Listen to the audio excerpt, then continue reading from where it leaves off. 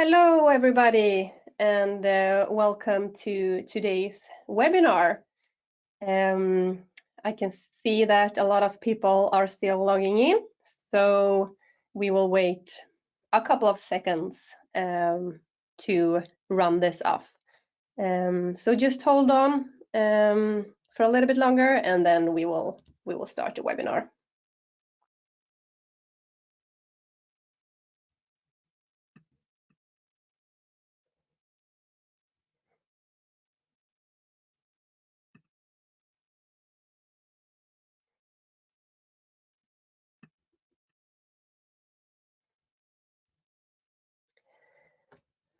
Okay, great. It seems like most of you have logged in. So great to see that we have so many on board. If you have trouble in hearing us or anything, then please just type in the chat window and we will make sure to fix any issues.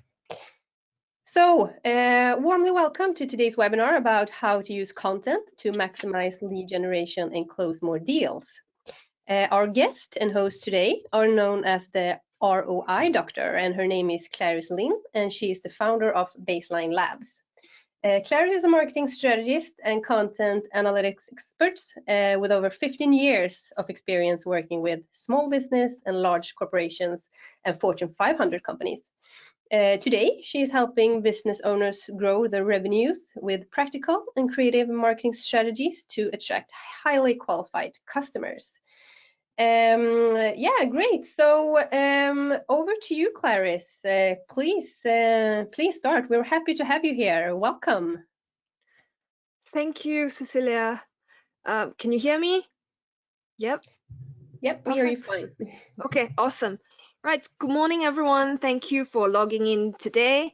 So today's topic is about how to use content to maximize lead gen and close more deals. So stay with me. It's going to be a really exciting webinar with lots of tips and tactics that you can use at the end of this session. And if you have any questions, please feel free to put it in the question section and we will address them at the end of the session. Perfect. Now let's get started. So just a short intro about myself. I'm the ROI Doctor and also the founder of Baseline Labs. So this is one of the sessions that I did last year at Inbound in Boston. And I was talking about how we can use analytics to complement the content strategy. And today's session covers part of what I did in Boston last year. Cool. So today's agenda, we are covering 5 points. Why everyone in your company owns a stake in your content. What content does your audience actually need? How a deep understanding of your audience personas will help you create high quality content.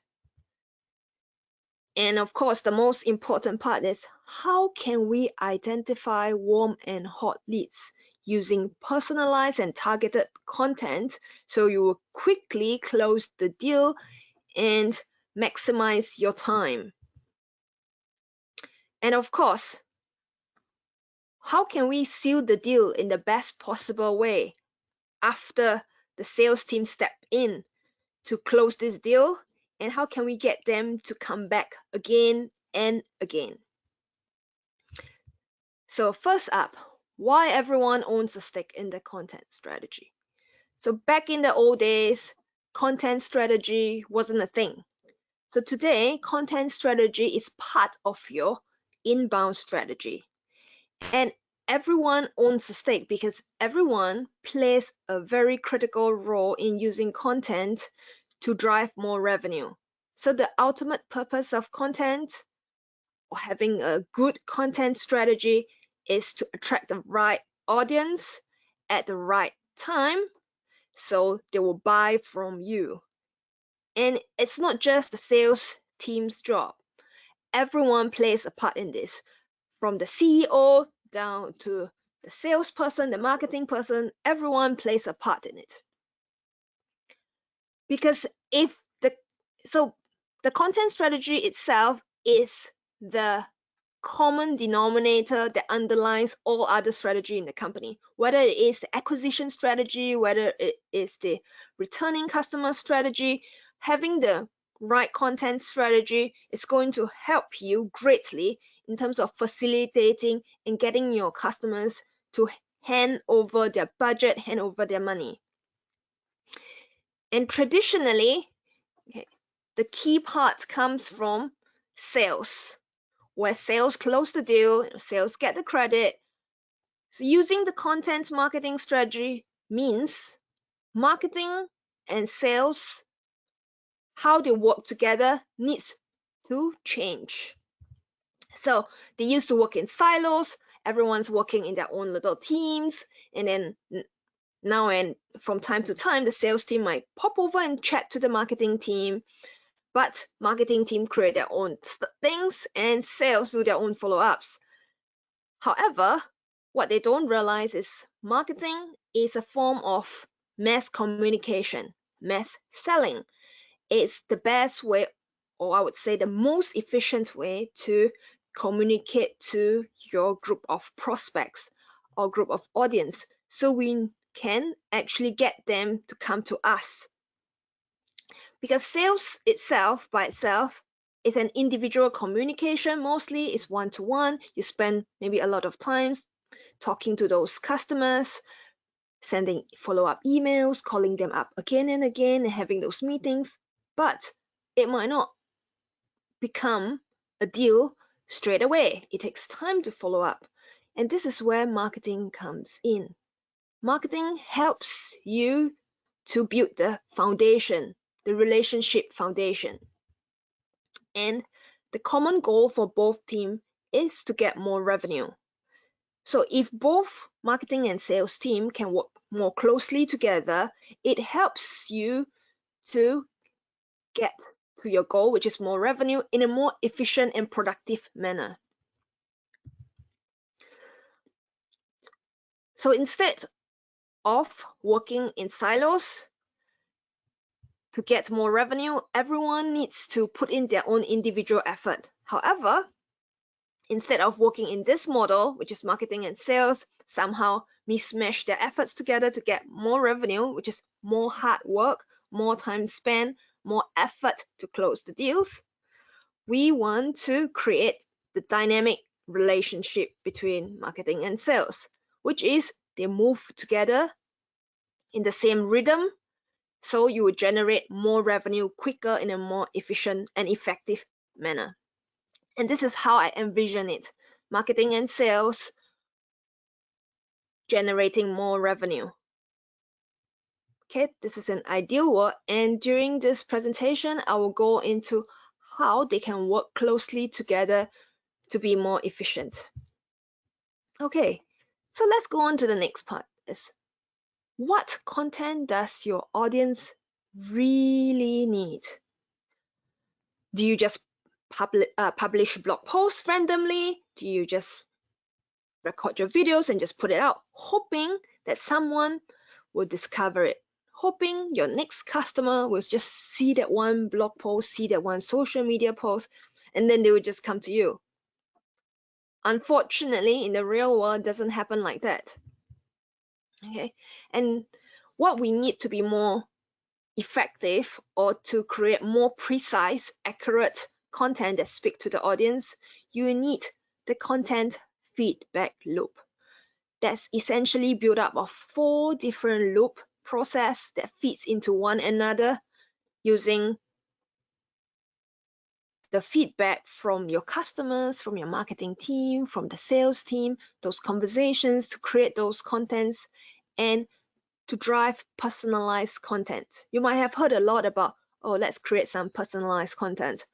But today I will go into precisely what does personalized content really is made up of and how you can use that to your advantage.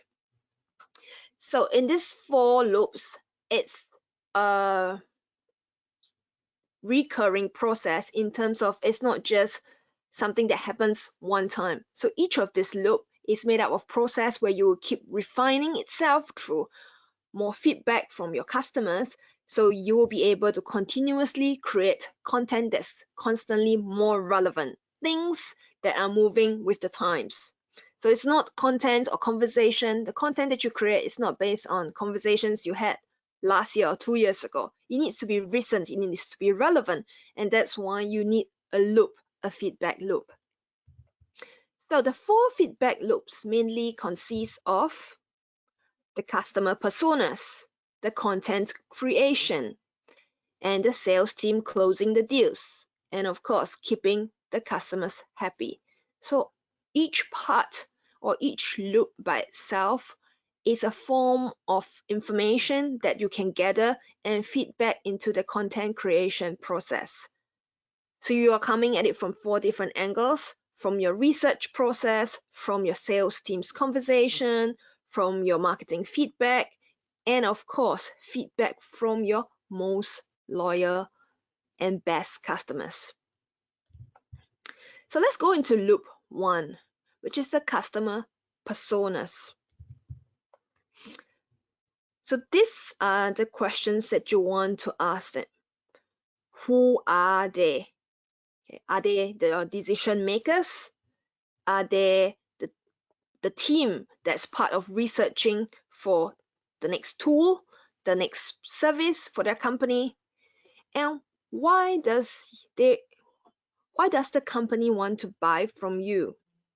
So these are the basic questions that you want to ask.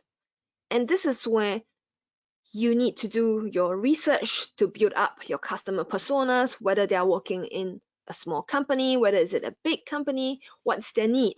Is it to get more revenue? Is it to save them more time? So what are the reasons? You have to write all of this down. And this customer personas is not static. It's not that you create it and then you leave it and that's it. No, customer personas is a living, breathing organism. Information needs to be updated from time to time. What you have created 2 years before your customer personas may not be relevant today. And using this customer personas to enrich the personas itself, you want to define the buyer's journey steps. Okay, how do you want to get a new buyer to buy from you? Is it through LinkedIn? Is it through attending of events? Is it through cold email? You want to define the buyer's journey. What's the touch point? What's your interaction point before your sales teams come in? And part of getting to the yes process, you want to look at a couple of questions. What is the urgency and priority of the customer problem? Is it a problem they want to solve in the next month? Is this a problem they want to solve in the next quarter? Is this a problem they want to solve tomorrow? So the urgency and priority of the customer's problem will determine how much effort to pour into it. So let's say if the customer only has a budget for the next fiscal year, should you be calling them every day right now, every week to keep following up, despite knowing that the budget is not going to come any sooner? Or do you want to space out your time and efforts on other customers? Well, you should still keep in touch or check in with a customer who is willing to buy perhaps in the next fiscal year. However, you want to know what your priorities are. This is a deal that might not be covered this quarter. So if you want to meet your revenue goals for this quarter, you want to review your current list of prospects. And of course, you want to look into what are the different channels that customers use to research on the problem and potential solutions. Could it be a webinar? Could it be an event? What are the channels that they use? Or do they use Google search? Or do they talk to their colleagues? Or do they talk to perhaps their managers? And how can you connect to those managers? So these are the questions that you want to answer, or at least put down a few options so you can know how you can get those answers, because knowing about this helps you to determine where to place your efforts. In the final part, of course, when you are working with, even for smaller companies or medium size or big corporations, you want to know what are the factors do the customers use to evaluate their options and make their final decision. Is it the cost? Is it the customer service? Does one person have more power than the other person to decide? And you want to know the person who is signing off and approving the deal. Who is that person? And how can you speak to them in their language so they will consider you as their number one option? Okay, now that you have a good idea of the questions that you should be asking to create your customer personas, you want to be constantly refining this loop, because as I mentioned or emphasized, customer personas is a living, breathing organism. So to refine and constantly make it relevant, you want to speak to the sales team.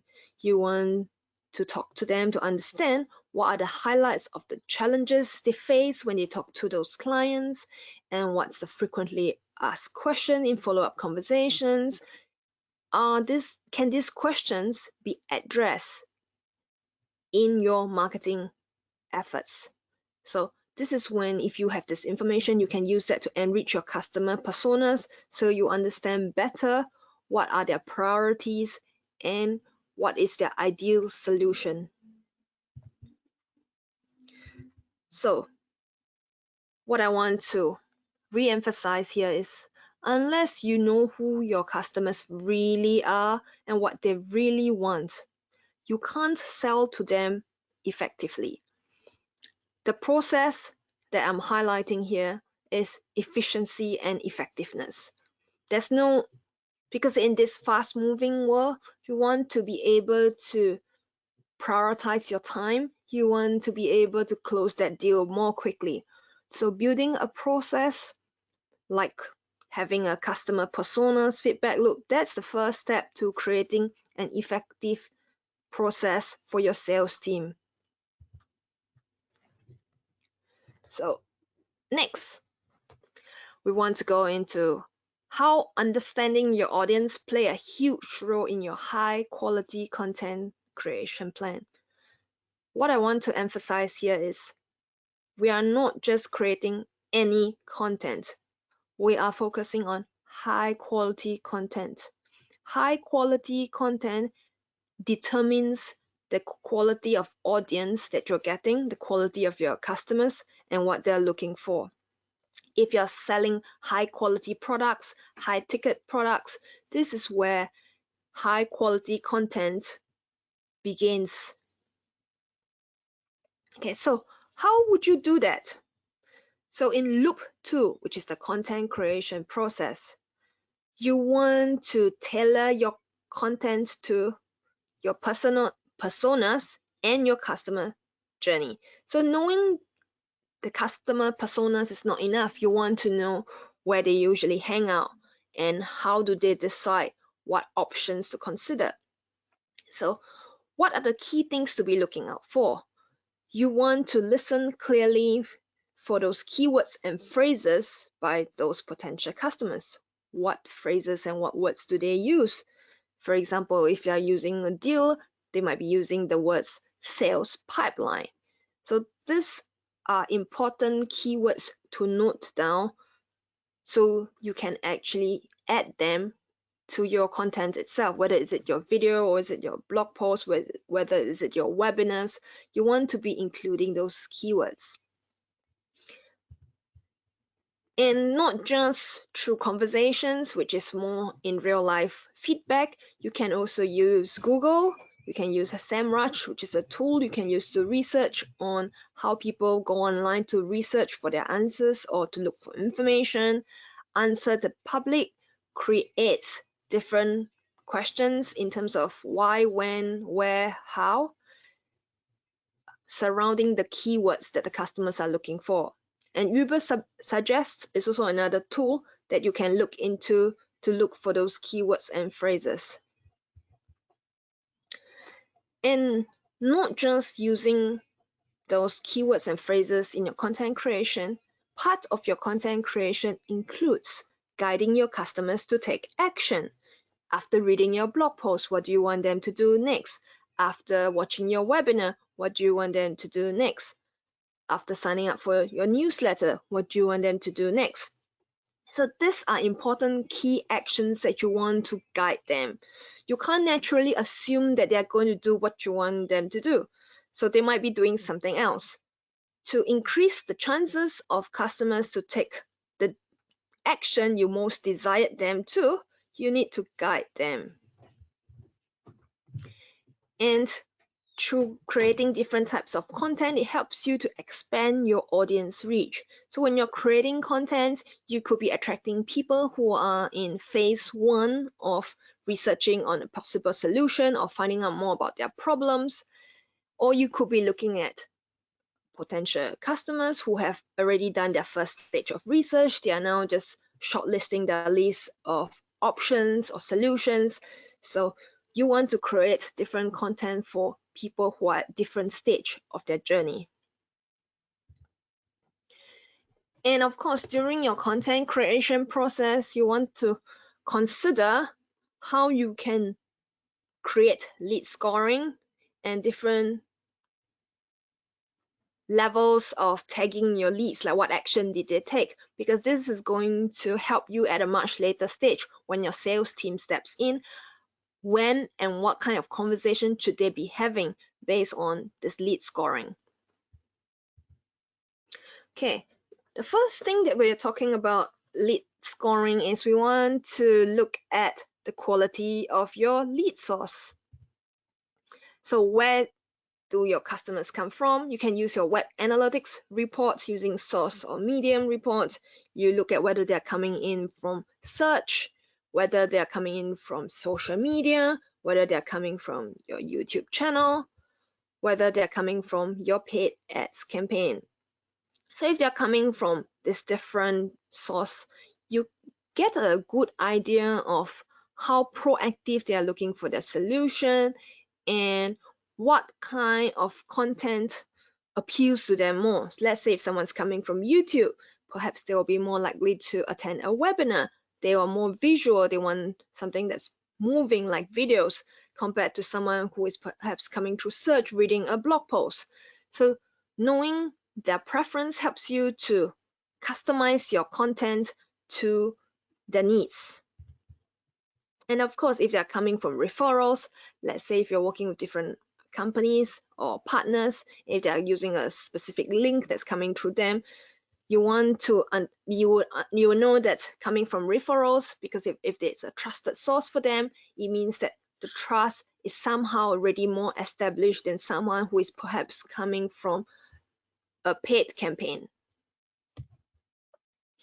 And the last option or the last source you want to look at is offline. So looking at offline content, I'm referring more to events. So if you see them face to face, they will be able to assess, and a better rapport could be established when they're meeting offline. And now we have looked at the type of traffic source to assess the quality of your leads. You want to also look at different ways to qualify your leads based on the type of content they look at. So you want to look at different areas. For example, what are the types of content they consume? Which channel do they come from? How many other pages have they visited on your website? So let's say, for example, a web visitor that visited at least 8 pages or more, it could be someone who is more interested to buy. So are they signed up for newsletter? So maybe they want to be kept informed right now, but perhaps they're not ready to buy yet. And after they sign up for your newsletter, are they reading your newsletter? Are they interacting to continue to build up that trust? If they are not, maybe they are less ready than someone who has been opening every single email and clicking on your links in your email. And you want to look at whether they perform a site search. So a site search is someone who's looking for a specific solution. More often than not, they already know what they're looking for, so they're really specific. And you also want to look at how often do they visit your website. Have they submitted a form, Or have they played a video on your website? Are they asking for more information through the live chat? So these are different ways you can qualify your leads. And the next thing that you can use to assess your volume and quality of inbound leads through in the online world, you can also use your web analytics, and you can look at what is the volume of visits coming through the different channel to your website. You can look at whether you're getting new visits, which are likely to be new customers. So if you are constantly looking at customer acquisition, you want to be getting a certain volume of new visitors. And in terms of quality of your visitors, using web analytics, you can look at the bounce rate, whether they left really quickly, or are they looking at other pages of your website, perhaps visiting your pricing page, how long they stayed on your website, and of course, how many pages that they visit. And how can we identify warm and hot leads using targeted content to maximize lead generation? Okay, so now we'll go into the ways to assess the buying temperature of your leads. Using your web analytics report on your website, on your social media, you want to be setting up goals in your web analytics. So when you set up goals, it helps you to actually define the specific step that you want them to take. So if, for example, if they are signing up for your webinar and they attended your webinar, so it shows that someone who has a huge interest to buy compared to someone who perhaps they sign up for your newsletter and they might not have been opening your newsletter regularly. So these are ways you can assess the buying temperature of your leads. And for example, someone who's asking for a trial of your product. So this sounds like a serious buyer. So this could be someone you want to spend a little bit more time on because they seem to be almost ready to buy. And if they watch a video, for example, like a demo video of your product on how to use your product. So this could be someone who is really interested to learn how to use your product, whether is it easy to use. So this is something that you want to actually focus on as well. And if they are visiting the pricing page, you can identify them as well. Visiting the pricing page means they're assessing whether the product or the service you're providing by itself, whether it's something that falls within their budget. So this is a good sign. And of course, if they visit the FAQ page, for example, like other users or other customers who have bought your products, they want to know a bit more. So this shows that they have reached a point where they are assessing and considering the different options. And if they're visiting the product page, so this is a goal that you can set up as well. So if they are doing any of these actions right here, you should set up a goal so you can actually identify that group of users so you know where you can prioritize your effort. So you might have been getting traffic to your website, you're getting people to visit your website, looking at different parts of your website, but by actually setting up those goals, can you really identify if those people who are coming to your website, are they really prospective customers? Are they people who really want to buy your product? So even if you have like a high quality amount of traffic coming to your website, but you're not getting those actions being taken, that's something that's really worrying. And it also shows that the content that you're creating perhaps is not the right kind of content, attracting the right type of customers. So you might need to review your content strategy. And of course, this is something that most B2B companies, they might do, is to create like a white paper. So if they're looking at a white paper, you could follow up with them more closely to find out which stage or what kind of products and services they are most interested in buying. So when you have those questions or those lists of criteria to identify those leads, there is a system you can set up to identify your burning hot leads. So there are two ways or two process you can actually set up. Firstly is the point-based system. So this means, for example, if they have signed up for your newsletter, they have opened your newsletters and click on the links regularly for the last 3 months or so. So every time they open those newsletters, the points add up. Every time they click on a specific link, the points add up. So although they might not be active buyers right now, they are interested to follow and know more about your products, and they might eventually become paying customers. So when they have reached a certain point system, this is where you might want to reach out to them or contact them with specific questions on how you can help them. And the second process that you can use to identify the burning hot leads are high intent action-based trigger. So one example could be like a white paper, or if they are attending certain webinars that shows that you are using to demonstrate how to use the product. So this is something that you can reach out to them straight away. So if they are doing or executing those high intent actions, so they are more likely to be burning hot leads, which means that you might want to get your sales team to step in more quickly. So in terms of creating those content, once you have established a process of creating your content, you want to refine your loop and get your sales team feedback on the lead quantity and the quality. So for example, if you have people downloading the white paper, and then you get your sales team to start talking to them, thinking that they are, burning hot leads, but somehow, maybe 50% of them didn't turn into a lead within the next 2 to 3 weeks. So it means that perhaps the white paper that you're creating might not be the right type of content to get those burning hot leads. Maybe you need to enrich your white paper, or maybe it needs to be a different type of white paper that's attracting the customers who are they're attracting those customers who are almost ready to buy. So you want to perhaps review your white paper strategy.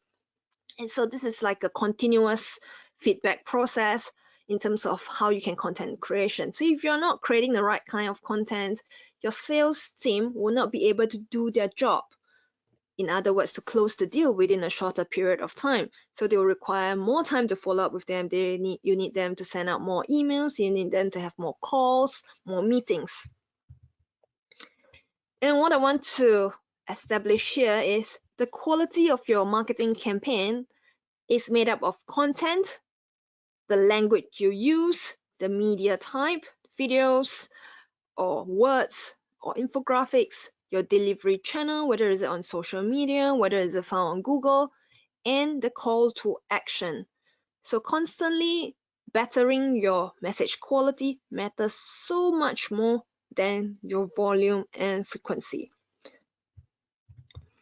And the last part I want to go into is how to seal the deal in the post-content follow-ups. When you get that's loop 3, getting the sales team to close the deal. As I was mentioning, when you need your sales team to step in when a specific high intent action has been taken, or when the lead has hit a specific score. Because what we want to do here is to prioritize those high quality leads who are ready to buy or almost ready to buy. So you shouldn't need more than a couple of follow-ups to close that deal.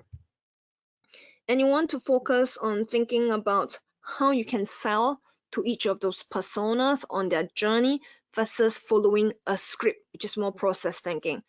So some of sales teams who are younger, who do not have much experience, they might be following a script, thinking that if they say the same thing to everyone, they're going to close the deal.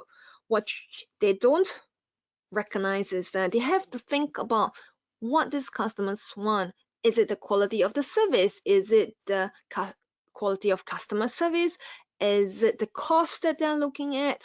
What's their priority and what kind of person that they are, and how can you actually speak to them?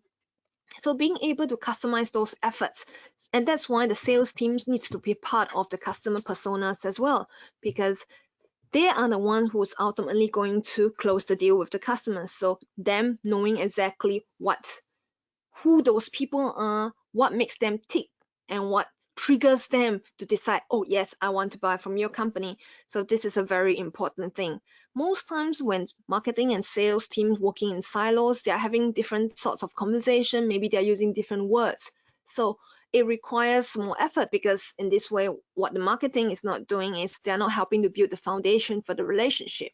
What the sales team should be doing when they're working closely with them is not to start an individual sales conversation, but rather more of picking up the conversation from where the marketing team has passed the baton over.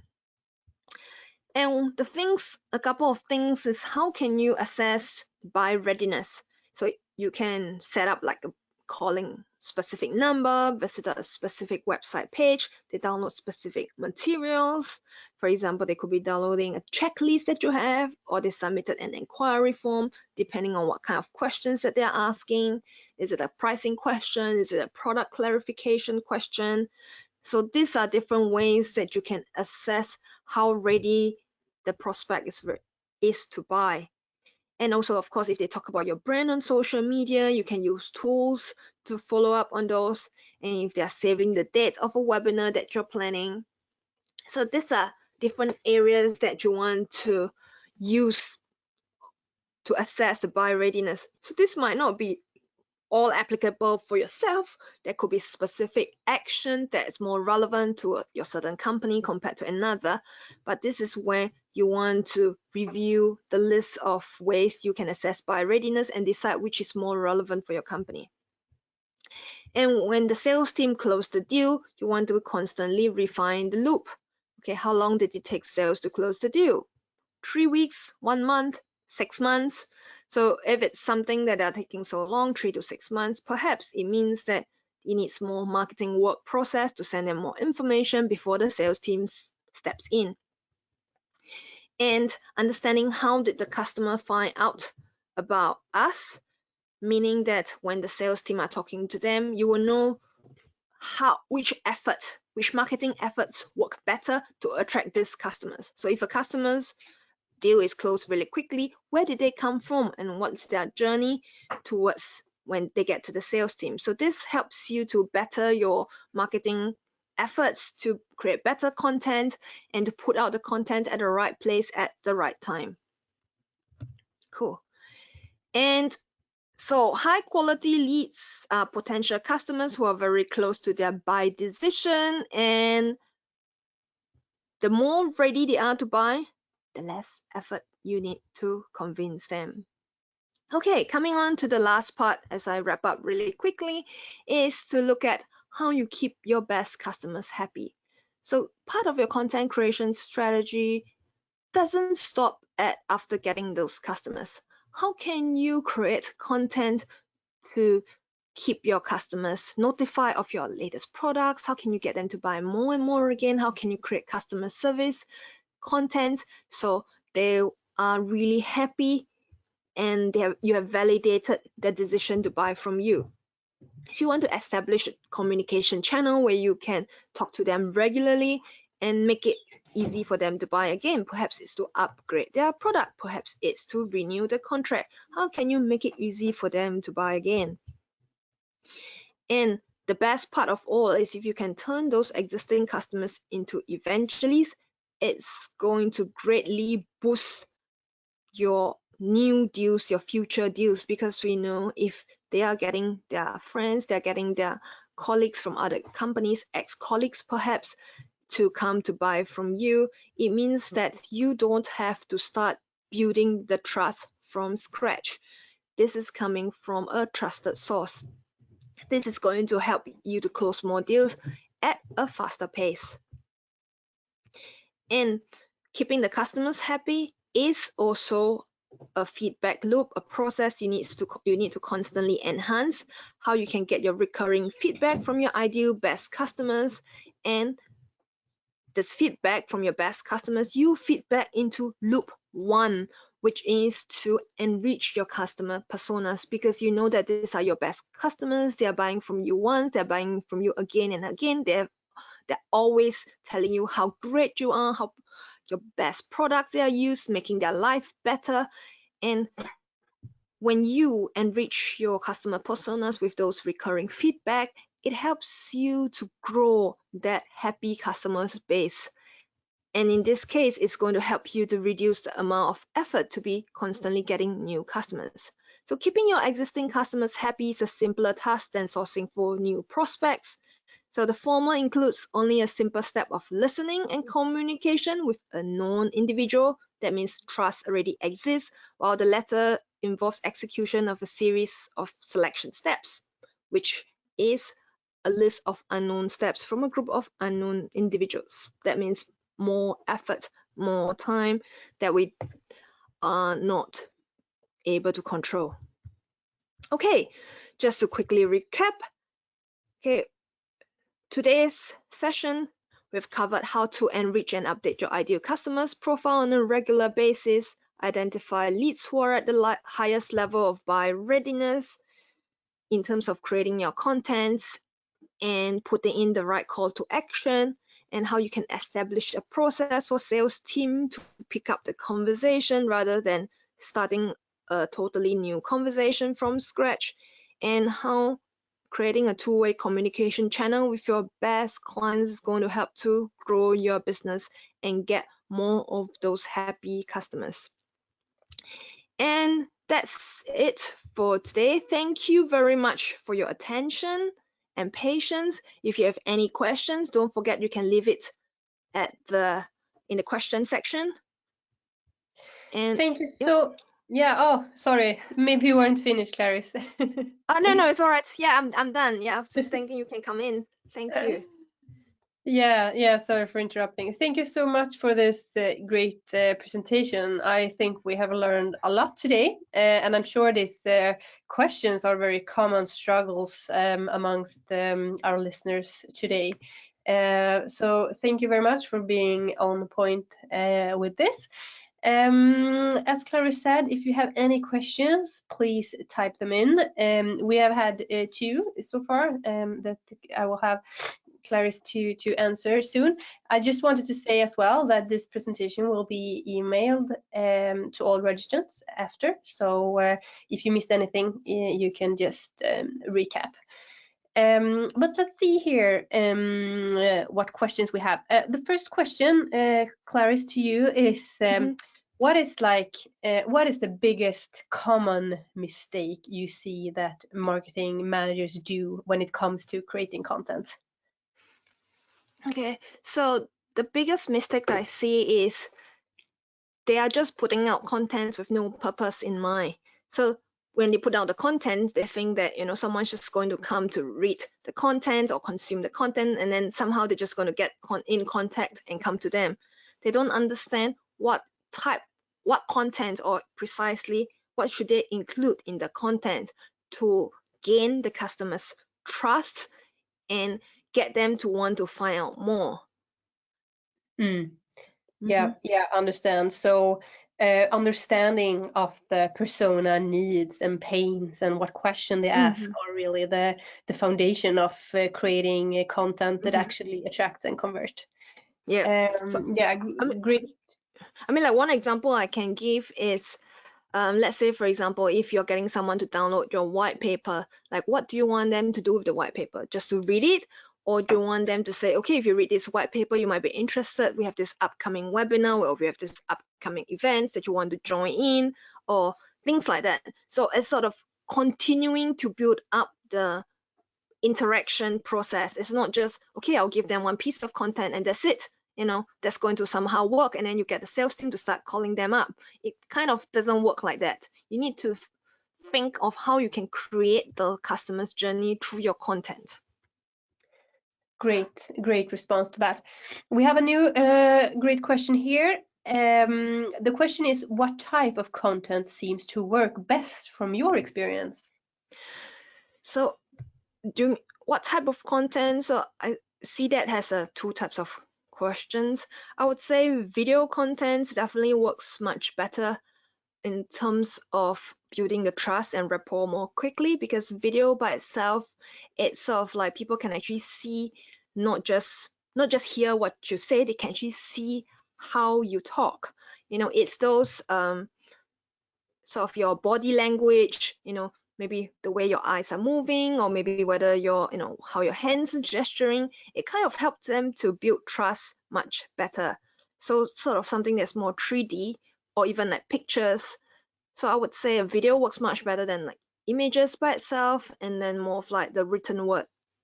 Because after all, you're selling to another person, like another human, so they want to know who they're actually talking to. So that kind works better. I hope I answered your questions. I hope I hope it did. But just to follow up Okay, question yeah, on sure. that then. So for example, if you are about to promote a piece of content, for example, let's say you have created this amazing ebook that you want your target group to download and convert into, so then video perhaps would be a good way of promoting that instead of just a static banner, for example. Is that is that how you can see it? Yes, of course. So if you have like an ebook as well, you can actually create a video, like a short video of a snippet of your ebook, something that you've already maybe include in your ebook, and you can say, oh, if you want to find out all these other questions as well, download my ebook for the full list of other content. So it helps people to get, it's like giving them a preview, a sneak preview of what's inside, and get them excited so they actually want to download it. So it's not just having like a banner by itself. You want to promote it like on the different channels using different visuals. So if you have an ebook, maybe you can also use good visual, be having like a mock-up, like a very nicely designed mock-up, so they look, oh, that looks pretty, so they are interested, they feel that it's high quality. And of course, using the video to promote part of what's already in your ebook, so they want to find out the remaining 90%, that you have sort of hinted to them in the video. Yeah, I totally agree on that. I have a lot of experience in working in that way, and I can confirm that it's been very successful. We have one final question that I can see, and that is, you talk about a lot about lead scoring and so on, about just to handle these kinds of technicals with landing pages and so on, you need a good marketing automation system in place. Do you have any recommendation on that kind of software? So in terms of marketing automation, HubSpot has a good marketing automation that you can use. I also use, for example, like Drip, which is also a good lead scoring system. You can set up different automation process to identify those people who have taken a specific actions. So if you have certain products, it makes it much easier to sell to them. Great. Yeah. We have a lot of experience working with HubSpot for our clients as well, and I can confirm it's a very appreciated tool when it comes to both sales CRM and marketing automation. So I think that was all of the questions, and thank you so much everyone that listening in, and thank you so much Clarice for this valuable insights. I think we're wrapping this up now. So have a great day, everyone. And then, as I said, you will get the presentation emailed after the session. So have a good day and take care. Yes, thank you, Cecilia. Take care, guys. Bye. Bye.